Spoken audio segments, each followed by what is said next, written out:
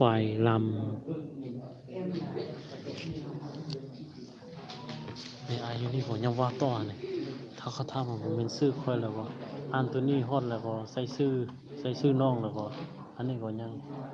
ด้วยลาบ่ว่าแล้วเนาะยังว่าตึ้ม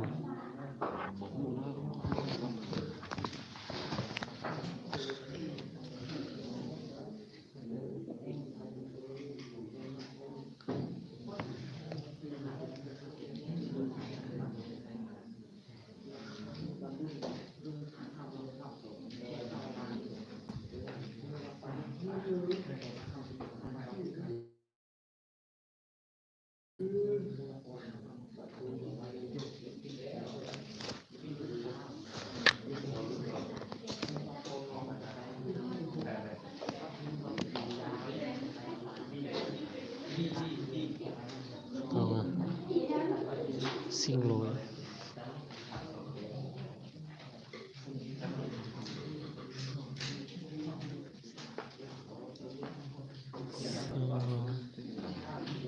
เจ้า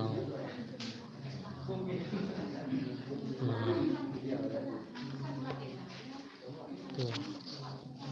เจ้าไอ้ความกันไอ้เป็นอาจารย์ไหมแม่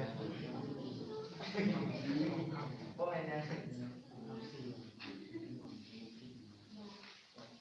เอาแต่ว่าไม่ใช่ถามมาอันนี้อาจารย์เราก็ไม่มีอีกPhần 2 em nói cho là sau khi sắp xếp thành câu hỏi học câu trả lời. Bạn học câu trả lời đã. อาจารย์นะขอที่ซองเนี่ยมันเป็นตัวซักเซฟสมมติหลังจากเขาซักเซฟแล้วเราก็เขามาเลือกคำตอบอย่างนี้มาถึงมาขอได้ขอได้มันมีตัวซักมันมีเราซักเซฟเราคำตอบให้เลยเริ่มโอ้โหใช่ทำงานนั่นแหละหลังจากเขาเห็นตัวซักเซฟแล้ว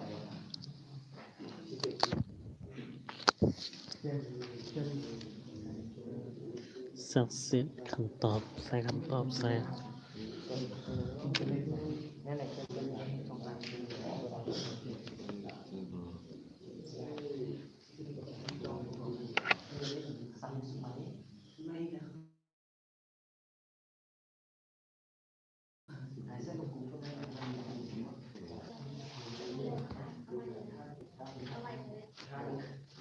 Em nói cho bạn biết, đây em kể cả tiếng Lào học thế nào trả lời. Cô bảo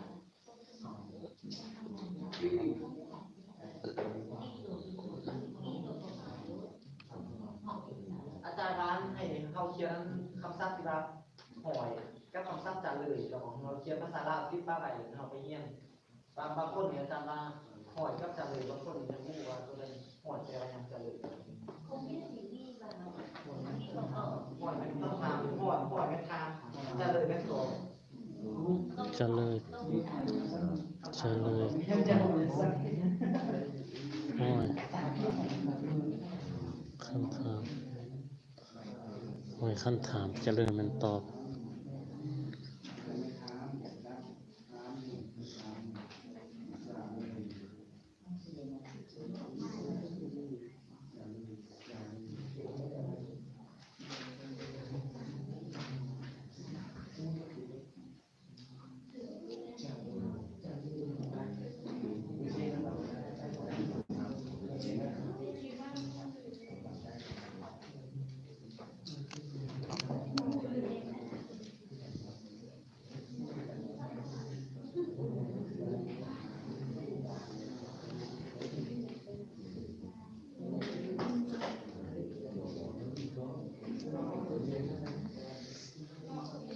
ตอบจะได้วะ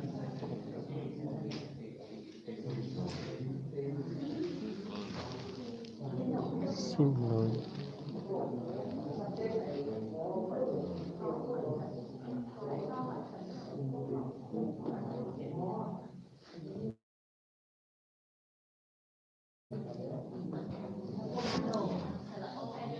ไอเอาคันทับ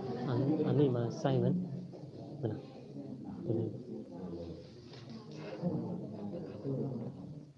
ตอบจะได้